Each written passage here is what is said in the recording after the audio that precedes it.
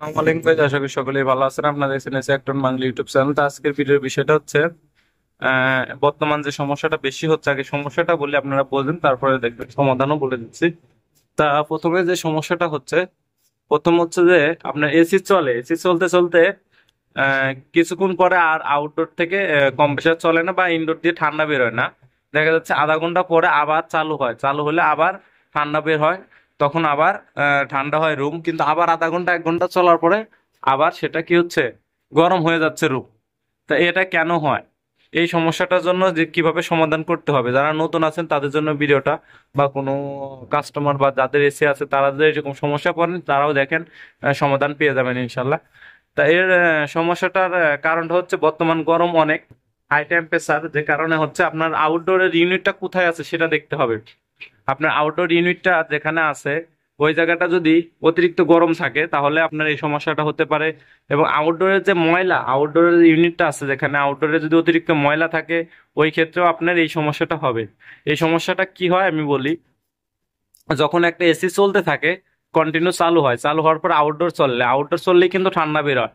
আর ওই আউটডোরটা যখন চালু হয়, আউটডোরে যদি ময়লা থাকে অতিরিক্ত, তখন কিন্তু আপনার ওই যে ময়লার কারণে আউটডোরের যে টেম্পারেচার বেড়ে যাবে, আউটডোরের টেম্পারেচার বেড়ে গেলেই কম্প্রেসার ওভারহিট হয়ে যাবে। কম্প্রেসার ওভারহিট হলেই কিন্তু কম্প্রেসার টিপ করবে।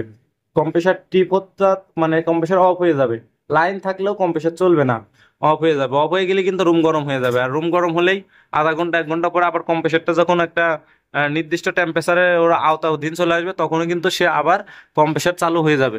তো তখনই কিন্তু আবার কম্প্রেসারটা স্টার্ট হওয়া মাত্রই রুমের ঠান্ডা শুরু হয়ে যাবে। তো এটা হচ্ছে এর কারণ।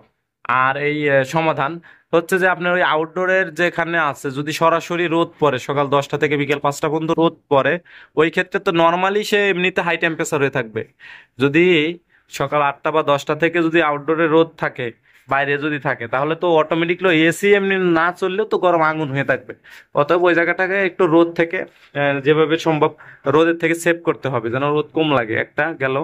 আর একটা বিষয় করতে হবে, সেটা হচ্ছে যে আপনার আউটডোর ক্লিন থাকতে হবে। ধুলাবালি রাস্তার আশেপাশে থাকলে ধুলাবালিতেও অতিরিক্ত ময়লা হলে টিপ করবে। বিষয়টা হচ্ছে এরকম। তা এই সব কারণেই কিন্তু মূলত এই এসি ঘন ঘন ঠান্ডা দেয় আবার দেয় না, এই সমস্যাটা কিন্তু অ্যাভেলেবেল হচ্ছে। অনেকেই কমেন্ট করতেছে, অনেকেই ফোন দিচ্ছেন, ভাই এসি চলে কিন্তু হুট করে রুম গরম হয়ে যায়, আবার চলতে চলতে আবার ঠান্ডা হয়, বা এসি চালু করে রাখছি গরম হচ্ছে, অফ করে তুলাম আধা ঘন্টা 2 ঘন্টা পরে চালু করলে কিন্তু আবার ঠান্ডা হচ্ছে। এইরকম এই সমস্যাটা কিন্তু অ্যাভেলেবেল হচ্ছে। তা এর জন্য আপনারা এটা সমাধান করবেন যে এই এই হচ্ছে সমাধান, যে এসিটা ঠিকভাবে ক্লিন রাখতে হবে এবং আউটডোরে যেন রোদ সরাসরি না লাগে। দেখা যাচ্ছে যে আউটডোর গরম না থাকে, এইভাবে ব্যবস্থা নিলেই আপনার এই সমস্যার সমাধান হয়ে যাবে। ভিডিওটি যদি ভালো লাগে চ্যানেলটি সাবস্ক্রাইব করে সাথেই থাকবেন। দেখা যাচ্ছে এই সমস্যাটা আপনার সাথে নাও মিলতে পারে, আরেকজনের সাথে মিলে যায়। যাই হোক, যদি ভালো লাগে চ্যানেলটি সাবস্ক্রাইব করে সাথেই থাকবেন। যে কোনো বিষয় জানতে কমেন্ট করুন। ধন্যবাদ।